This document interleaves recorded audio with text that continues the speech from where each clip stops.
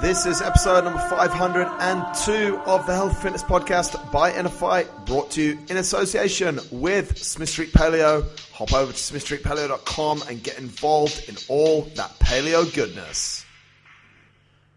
Welcome back to another edition of the show, folks. Today I'm joined by strength coach Adam Willis. I was actually on his podcast a few weeks ago, so please, if you do get time, go and check that out, the Empowered Body Podcast. This was an awesome conversation with a really awesome guy.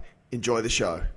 Welcome back to another edition of the Health Fitness Podcast, folks, and I'm joined over Skype today by a gentleman called Adam Willis. You might have recognized this name. I was actually on his podcast a few weeks ago, and then we're returning the favor today. If you haven't heard that show, Lean Body Performance Podcast, hop over and check it out. But Adam, all the way from the UK, welcome to the podcast. Thank you so much for having me on, Marcus. It's great to kind of catch up again, and pleasure to be on. Yeah, cool, mate. Well, let's kick off by you telling us a little bit about sort of what you do, where you are, why you do it, who you are, and the elevator speech, mate. Hit us with it. So elevator speech. Well, I'm pretty much a online coach now, for the most part. I started in the industry in 2001. As like most of us, a very naive and confused personal trainer, and did my earn my stripes on the gym floor. Took a brief hiatus for 5 years to get a proper job. Realized that I loved the industry and came back to it in 2012.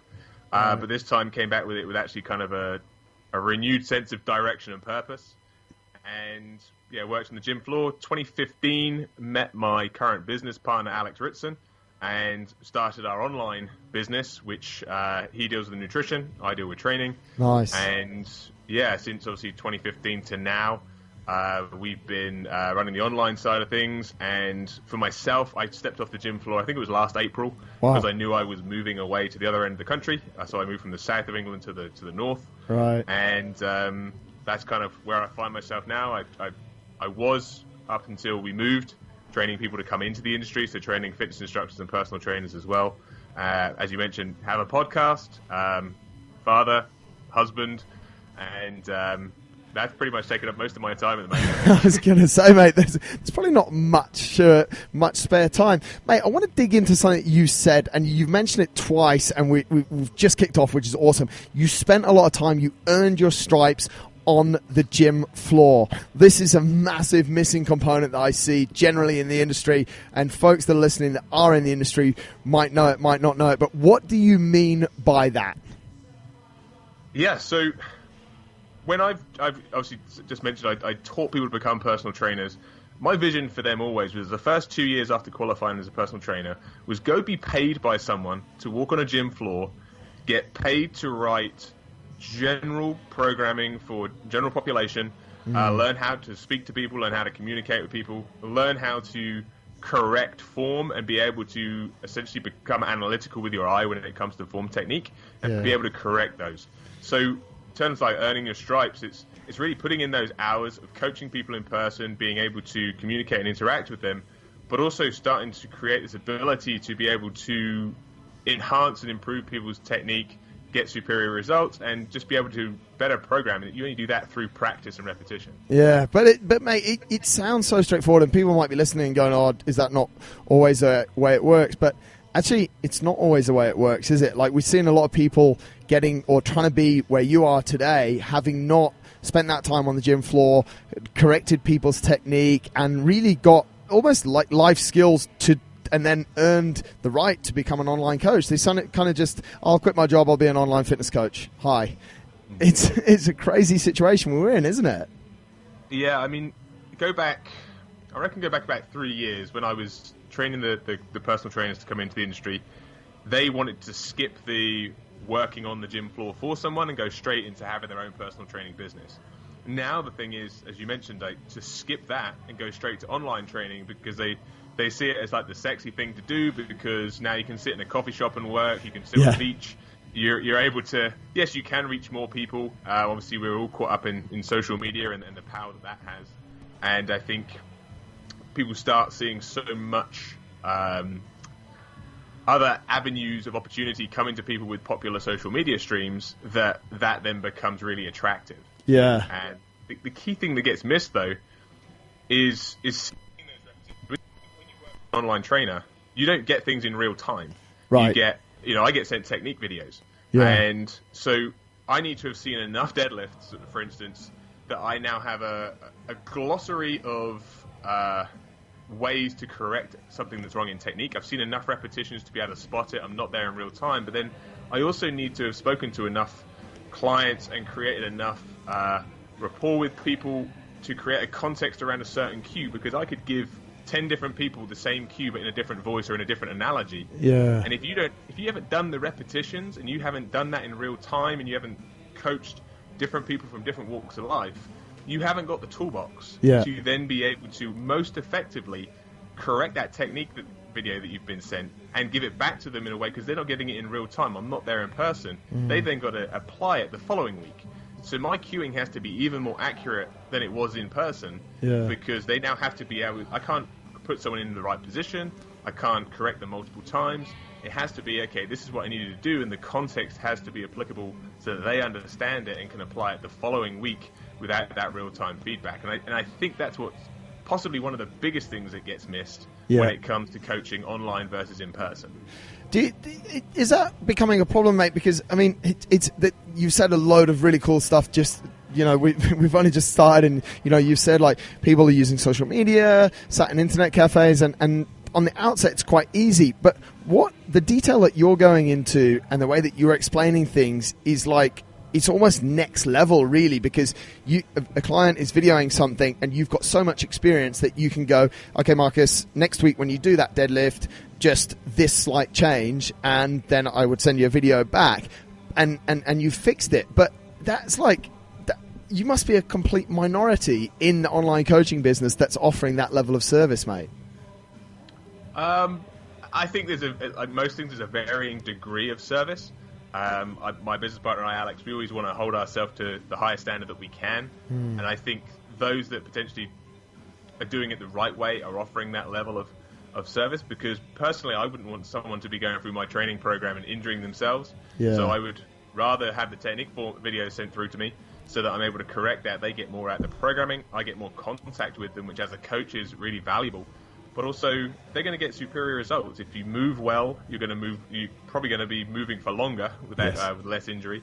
But also, your ceiling then for progression is going to be so much higher if you're just moving well. I think it just comes down to, again, those people that just want to sit in a coffee shop, sit on a beach, and just create a generic template program. That's cool. There's people that are going to do that, and there's those that want to offer a real bespoke package that's going to meet the individual where they're at and help them succeed. And obviously, yourself with the gym, you could give everyone, if it's for instance, with CrossFit, for instance, people will put out a CrossFit workout for the day, but you're going to manage that in terms of, is the person doing RX? Each person needs an individual, corrective cue potentially. So although they're all following the same thing, in that case, you're still treating the individual as the individual. Yeah. How do you communicate that value, though, mate? Because I imagine, and I mean, answer it however you want, but you're sort of probably the top end of online coaching. You're doing an incredible job by the sounds of it, and you're up against competition of, we've fast created a really cool stereotype, haven't we, of just someone sat in a coffee shop with a laptop punching out programs. But mate, people need to know this happens in our industry. So how do you separate yourself from them, mate? I think it's only through the client experiencing the difference. Right. I can only control what I do. I can't really control what others do. I used to get very frustrated. Even when I worked on the gym floor, I'd get frustrated with the other coaches for what I would see of their lack of upskilling, for instance. But I always hold kind of close to me that at some point, for every person that's experiencing bad coaching, at some point they're going to meet a good coach. Right. And it's going to make them realize, unfortunately, that they've potentially put their money into someone that was just doing it, maybe, say, doing it for the money. We're all doing it for the money, otherwise we wouldn't do it for a job. But ultimately, they'll start to see the difference. And, I have experienced that with clients that have come on board before. They've come from other PTs, other online coaches, and they see what we do and kind of blown back a little bit by the level of detail we go to and even the fact that a lot of online coaches only do email contact. We do calls, as well, because, where I can, I'll try and do face-to-face in terms of, Skype calling or things like that. But yeah, it's really just holding myself accountable to my standards and knowing that at some point people will experience great coaching, and that they'll realize that they were experiencing poor coaching prior to that. Yeah, I think they're massively good points, and I think like you say, there's always going to be a market for our friend sat in the coffee shop, and people are going to buy, and there's going to be a price point for that. But then when people start to enjoy a level of service like you offer, then they realize what real online coaching is about. And I mean, mate, it's a problem that we face as well. Like, people will say to us, they want to be coached online for example, for a run program, and we'll give them the fees, and they'll be like, oh my God, that's so expensive, because, we're probably about $300 or $400 a month, and they can get a run program for $100 a month. But they're getting a $100 run program, and from us, they're getting a $400 run program. But at the outset, I think it's quite difficult if you're just sort of a Joe Public to really get it at the start. Do you not think, like, sometimes I actually empathize with the public, because there's so much out there these days? Yeah, I think the general population don't necessarily know the value of good coaching. Yes, that's what I'm saying. I think a lot of people have never really bought into coaching in the past, or ever before. So when you put the price point on it, it's hard for them to see how that correlates, because the only real context they can put on it is comparing it to their gym membership. Right. A lot of the times, and in the UK, for instance, you might be able to get a good gym membership for, let's say, the £50. Well, if you then say, okay, well, my coaching program per month is actually double or triple that. Yeah. Then hang on a minute. Well, I can have a whole gym to myself for £50.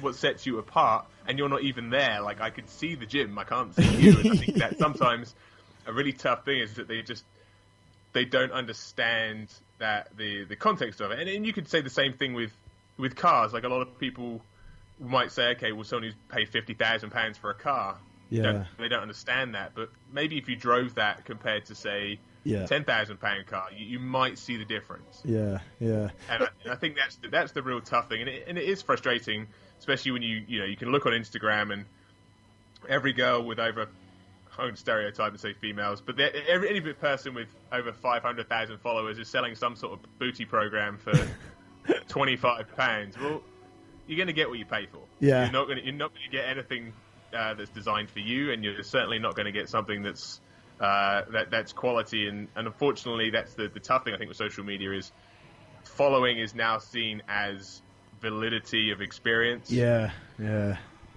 mean, I know some of the top coaches in the world who aren't even above 5,000, and they don't care. Because they're too busy taking care of their good clients and charging top dollar for it, right? Yeah, definitely. I mean, I think you've got like Bill Hartman, who's widely regarded. He's a guy in the US. He's widely regarded as probably the most intelligent man in the fitness industry. No one knows who he is. Apart from people that are kind of deeply entrenched in kind of strength and conditioning and around the scene in the US. That's the tough thing, I think, sometimes. And absolutely, again, it's a point that us as coaches can sit on and gripe about, and I think that's sometimes where people are now getting lost. We're now chasing more followers, and then you end up losing sight of what you're really doing your business for. Like, who are you serving? And I think that's a tough thing sometimes. Absolutely, mate, I agree. But I guess at the same time, when you buy that £25 program off that wannabe fitness model, you can also like buy all the hashtags and then hashtag her and then look like a douchebag too. So it's a complete disaster, isn't it, mate? Let's dig into a little bit more, because I'm interested to share with our listeners like how, a little bit from your perspective, how your online business works, and I think we've struck quite a good chord here, is that there's a lot out there, so maybe we can educate people over the next 20 minutes or so about how you'd actually work with people so that they understand the value of someone like you compared to one of the stereotypes that we've put up. So how does it work? How do people find you? What process do they go through? What sort of people come to you? Hit me with all of that stuff. So most of my contacts come through social media, through Instagram, or now with the podcast through email as well. So a lot of people get in contact that way.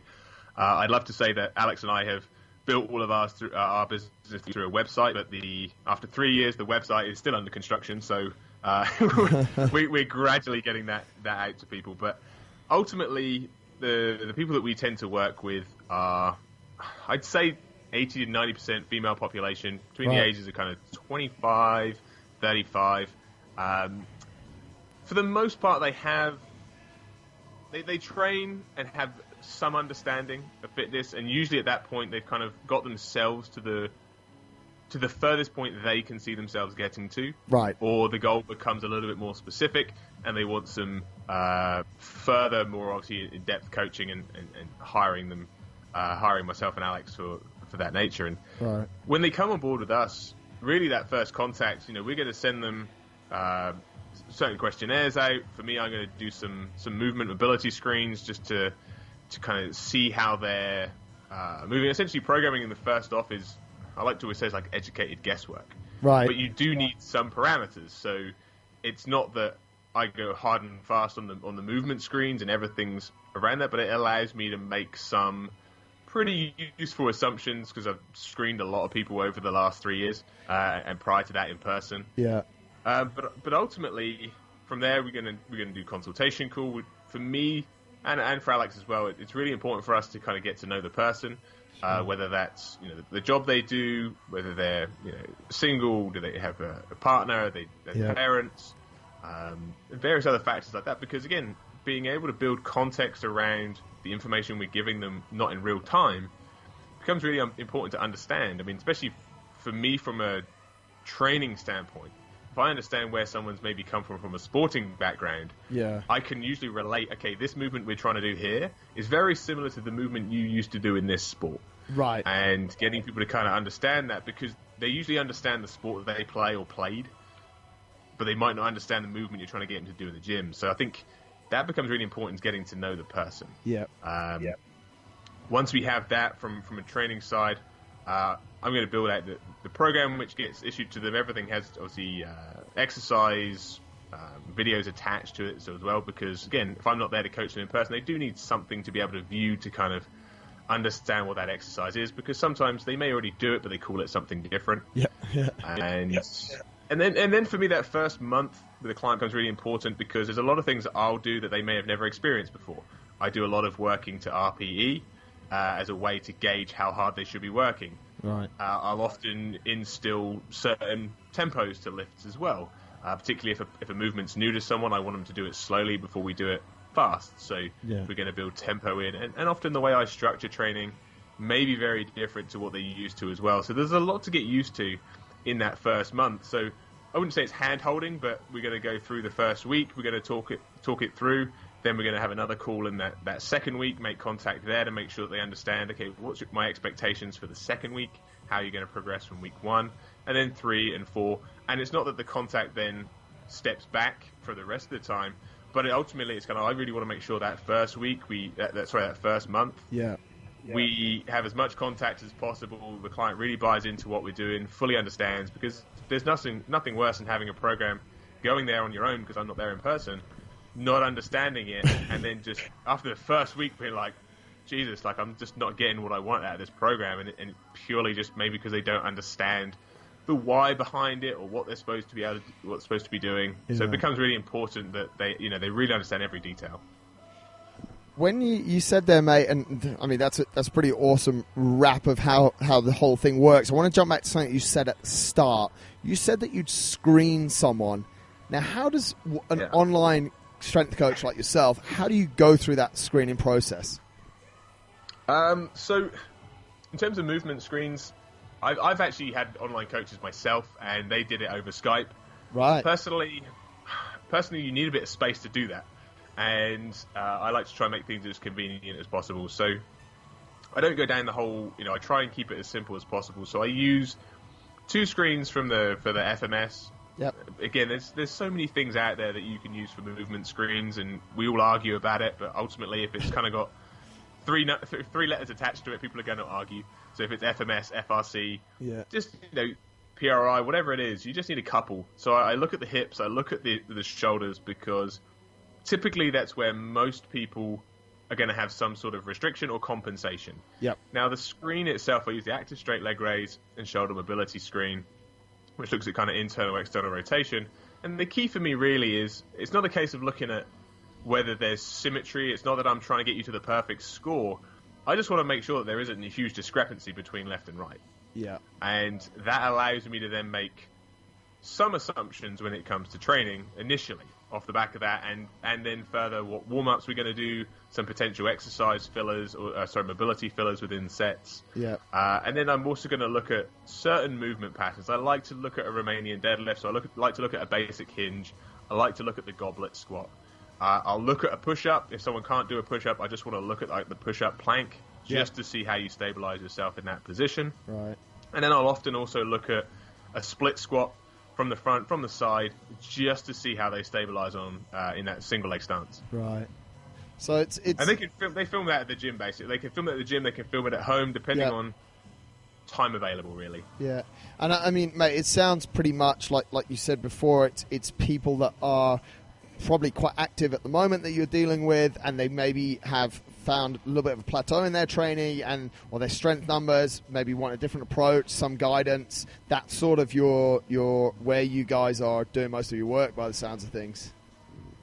Yeah, predominantly. I mean, we do have some athletes that come on and work with us. Yeah. But I think, sometimes, yourself, you're very, I don't want to call you very niche, but obviously with what you've done, the experience you have with endurance, where you're going to attract more endurance athletes. Yes. I would say myself and Alex's training endeavors are more generalized, so I think we tend to attract that as well. I think the people that kind of helped us build our business initially were more generalized fitness enthusiasts, so we tended to have that. And I think most trainers, if they're honest, unless they're really niche or known for a specific population, most of your client base is going to be general population. For the most part, I want to get a little bit stronger, look a little bit better, look good naked, and maybe not be in pain or move better. Which I know we're both aligned on, mate, are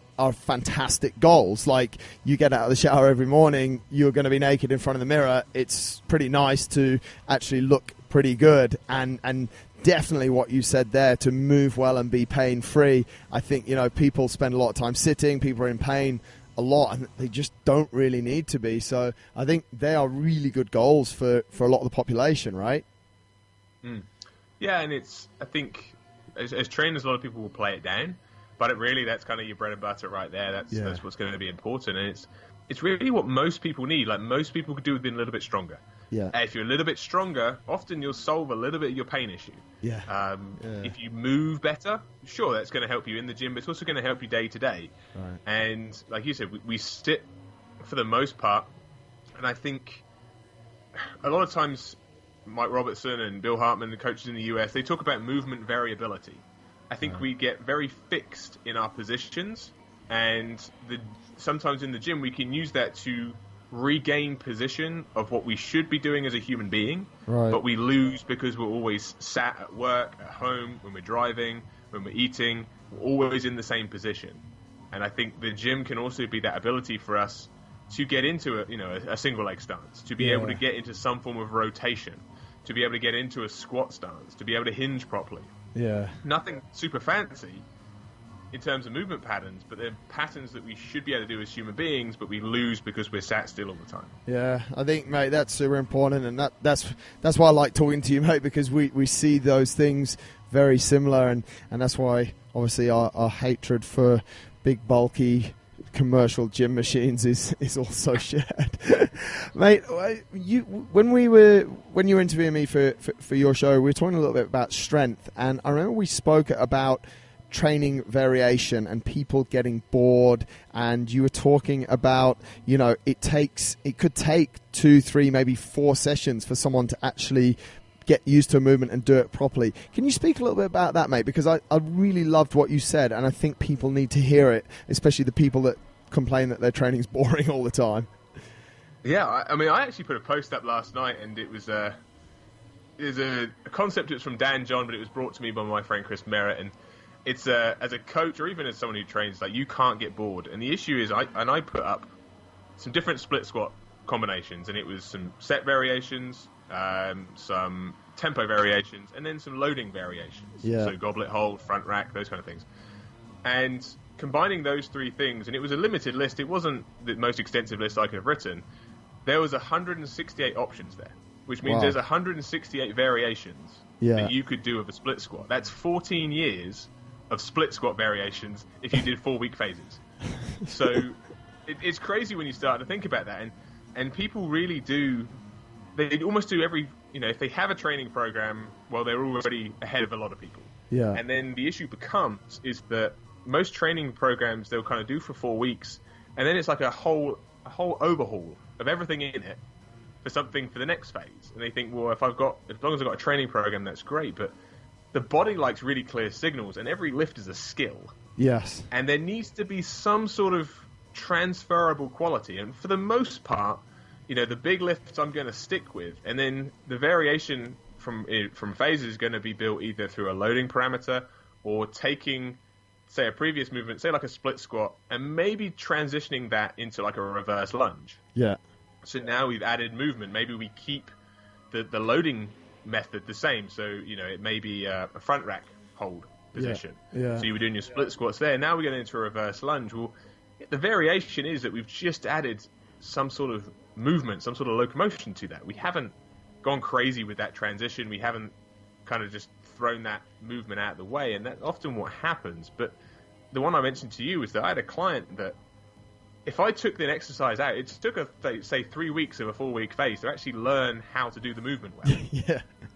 Well, then she's going to load it in week 4 because it took her 3 weeks to figure out the movement.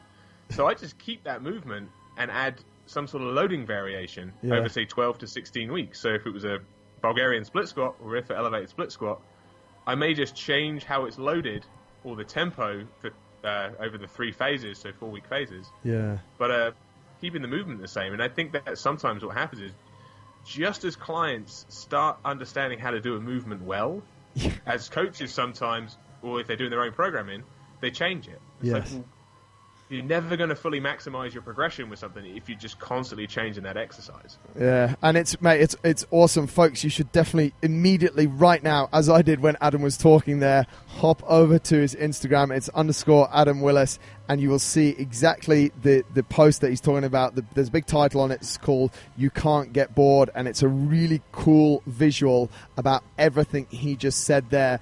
And mate, I've thought of things, but I've never gone into that much detail. It is amazing. You've come up with literally 14 years of variations, and all we're talking about here is basically a split squat, right? I mean, it's just phenomenal. And Adam's listed sort of 6 or 7 different ways to load that split squat just to make it slightly different. But I think your point, mate, is very interesting as well. Like, it might take a client some time to really understand what that position of a split squat feels like.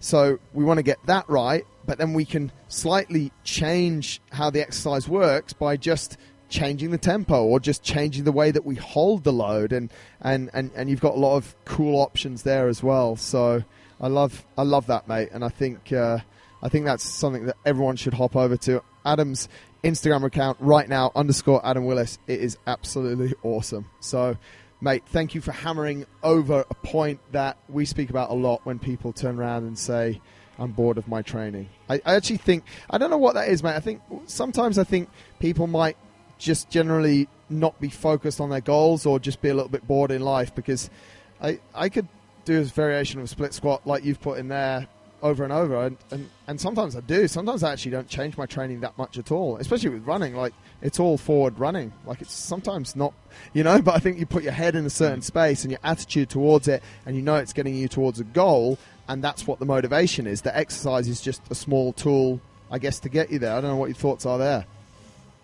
Yeah, I think there's this huge level of comparison now because we have so much exposure to, especially through social media, through YouTube, and we just see all this different variation that I think it becomes really appealing. And sometimes people look and everyone's always looking for the magic, that magic exercise. So I think, you know, and then they've proven now with studies and stuff that like our attention span is really short now. Yes.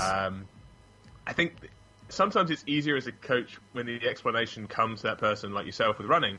It's just like, okay, well, your training is really just general physical preparation. It's a means to build up strength and resiliency so that you don't break down when your running training increases. Yeah. And I think for those people, it's a little bit of an easier sell.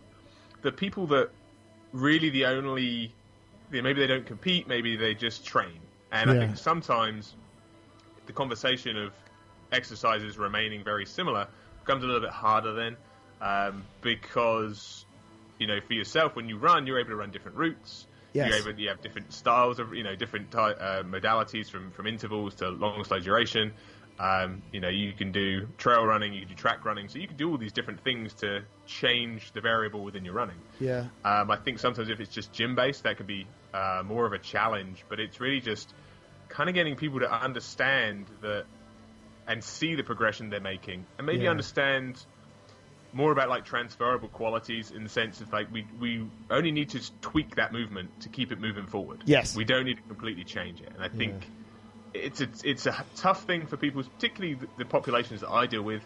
They come in and they maybe have never followed a training program. Right. Everything changed every week, or, you know, every session. There was no real rhyme or reason. Yeah. And everyone's heard the analogy of keep the body guessing, which is, for want of a better phrase, that's a bullshit. Yeah. The better way to phrase it is keep the body challenged. Yes.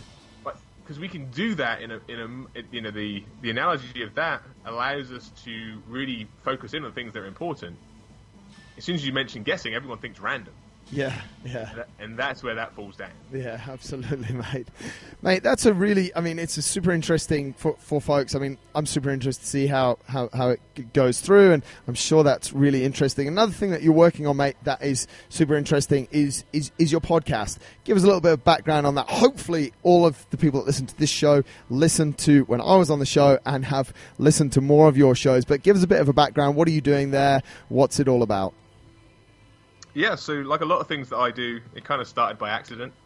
And it started as a Q&A in a Facebook group. And then I think I shared one of them on YouTube. And a friend of mine said, oh, this should be a podcast. So it became a podcast. That's really how I had no aspirations to really start a podcast. I think it was something that it helped me overcome imposter syndrome. So it has been very useful in that sense. Yeah. For me... I mentioned it on the podcast I did this week with a guy, and it's enabled me to almost be selfish in the fact I get to chat with coaches that I find really interesting for like 60 minutes. Yeah.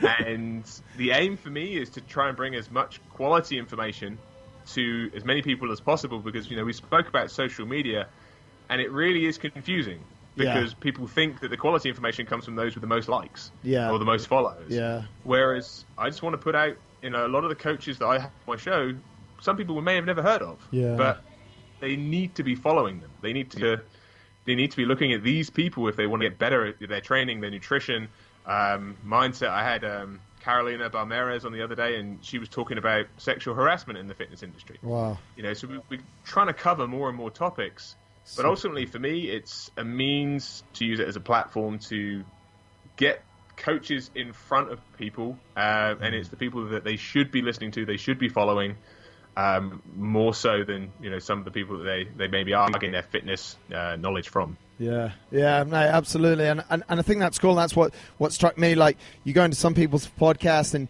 you know, you recognize some of the famous names, and I'm scrolling through yours, and I'm like, I haven't heard of this guy. I'm going to click on this show, and you sort of have a listen, and you're like, yeah.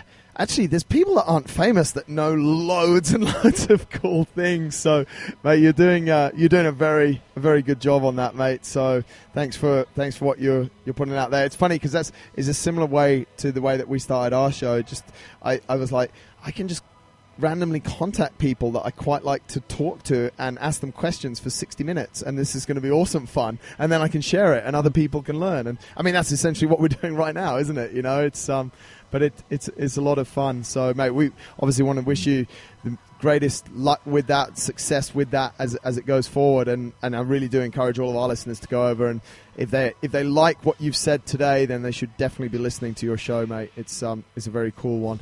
Mate, I want to talk a little bit about you personally. What athletic goals are you sort of heading towards? You know, you coach a lot. What training do you do yourself, and how do you sort of put all of that together in the midst of running your business? Yeah, so, wow, having a newborn, well, I say newborn, he's nearly 5 months now, kind of changed a lot of things, and as it always does when someone becomes a parent for the first time. For me, I started doing Brazilian Jiu-Jitsu probably about 18 months ago, so I will look to compete again this year, probably a couple of times. I seem to have been roped into part of a team that we have this competition over here called the Turf Games. I think it looks very much like a CrossFit style competition.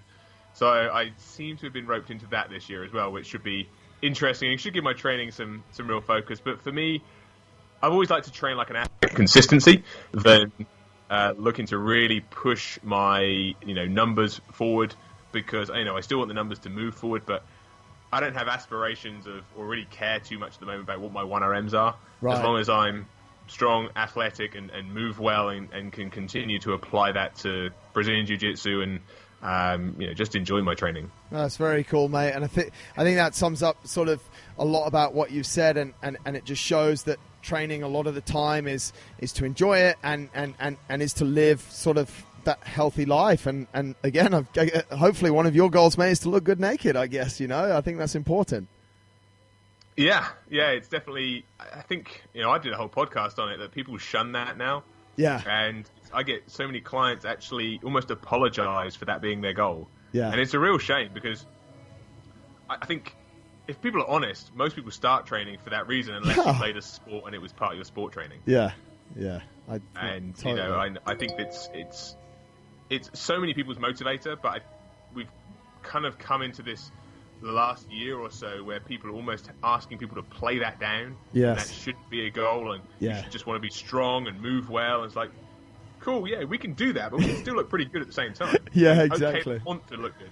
Yeah. No, mate, I absolutely agree. And, it is something that you could just almost run a whole sort of seminar on, or a whole motivational talk on, isn't it? Like, and you'd get all the people that I guess don't really want to do the hard work would say, no, it's about something much deeper. And, yeah, I think a lot of it is, it's not, and for me, mate, I'm not that stressed about, obviously I want to perform, but I'm not stressed that other people look at me and go, oh, wow, he looks good. It is really like, you wake up in the morning, you stand in front of the mirror after a shower, you want to look good. Like, you just do. And I think that gets your day off to a great start. So, and then I guess you want to see pictures of yourself, and you don't want to see your belly hanging over, because I don't think that's very nice for a lot of people as well. So we could... Exactly. And I think one of the things that you have to think about is, like, if you had the goal of wanting to look good naked, chances are you're likely to be doing some sort of cardio or intervals. Yeah. So your cardiovascular health is going to increase. Yeah. You're going to be lifting, so we can look at things like osteoporosis, bone density, and muscular strength, tendon strength, all that kind of stuff's going to increase. Yeah. You're going to be, likelihood is you're going to be conscious of what you're consuming. Yep. Food-wise. So you're less likely to be eating like an asshole. Yeah. You're not going to be carrying excess body fat around, or as much excess body fat around, which means less stress on your joints, less stress on your heart. So, people put it down that it's a bad goal wanting to look good naked, but there's actually a lot of health benefits that come along with that. Yes. And I think that gets missed because we're told, like, you can't be so egotistical that you actually want to look good naked. Yeah, mate, you've nailed it. That would be a great show. Maybe we should do that. Mate, before we wrap up, I've got two more questions. Obviously, we're pretty close still to the start of 2019. What are you most excited about in this year? Obviously, apart from the fact that your son is going to turn 1 and all the glamour that goes with that, mate, or all those sleepless nights. But what are you excited about for this year, mate? What's big for you? That was actually kind of top of my list. Like, just seeing my son grow, it's amazing. It's really amazing every day. Yeah. No matter how much of a shit he can be screaming the place down, as soon as he smiles, all's forgiven. Wow. For me, I'm actually getting a chance to present in Alabama in April, wow. the end of April. So for me, that's a huge step when it comes to career progression. It was something that, I think as coaches we all want to speak in front of our peers. For sure. And having the opportunity to go out to the US and do that in front of potentially kind of 40 to 50 coaches is a really big honor to be asked to do that. Obviously, I'd like to compete again in Brazilian Jiu-Jitsu a couple of times this year, and that would be cool to do. But I think 2018 was so busy and stressful for my wife with having the baby, having the move from one end of the country to the other. Yeah. I'm okay with 2019 kind of being more of a maintenance year. Just chill out a bit. Well, just chipping away and being, I have set goals for the year, but ultimately for me, if the podcast moves forward, if I'm able to speak more, in terms of doing seminars, if I'm able to work and impact more clients, like that's all I really care about. It doesn't bother me too much about, I don't need to make huge jumps as long as I'm just, getting 1% better every day. That's cool by me. Awesome, mate. That's a super nice attitude. Mate, last question, and I sent this to you before, I'm pretty sure, hopefully I did. Well, we've pretty much asked everyone that comes on the show, if you could, you've shared a lot today, mate, and I just really appreciate that, but if you could offer one piece of advice to people based on kind of what you've learned along the way, what would that one piece of advice be? So this bit of advice was actually given to me by a close friend of mine, Todd Bumgardner. He's been on my podcast like 3 times now, and a lot of my career was limited through imposter syndrome. People that don't know what imposter syndrome is, essentially you almost self-sabotage your own kind of progression because you continuously compare yourself to other coaches and think you're not good enough. So you don't put out that article that you spent so long writing. You don't start a podcast because fear of ridicule is everyone's biggest fear. They say public speaking, but it is fear of ridicule.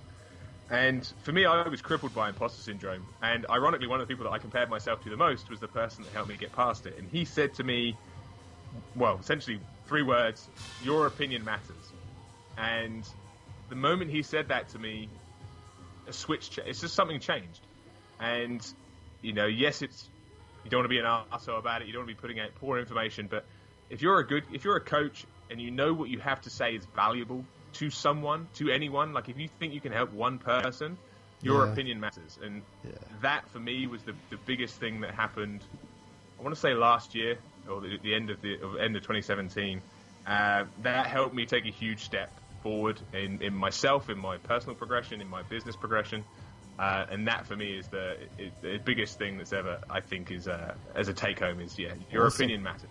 Awesome, mate. I think that's I think that's something that like you say, that sometimes people don't really think it does, and then they don't say, but it does, and it could help someone, right? Yeah, I think if you know that let's say it's an Instagram post, if you know that what you're about to say could help one person, it's worth posting. Exactly, yeah. I think we focus too much on, is this going to make me famous? Am I going to get 1,000 likes? Is this blog post going to go viral?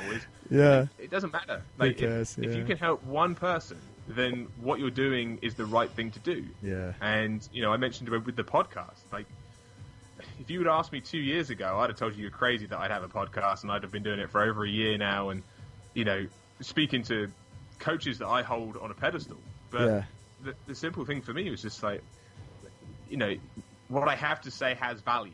Yes. And, I'm sure the way I say things is going to change over the years because we learn and we grow and we develop. But ultimately, I think as coaches, as long as you're not putting out absolute crap and or being an arsehole, then your opinion matters. Amazing. You can help. If you help one person, cool, put the blog article up. If you think that what you can do can really impact someone, then it matters. Awesome. Mate, what a great place to finish. I just really appreciate you taking the time out to chat to us, Adam.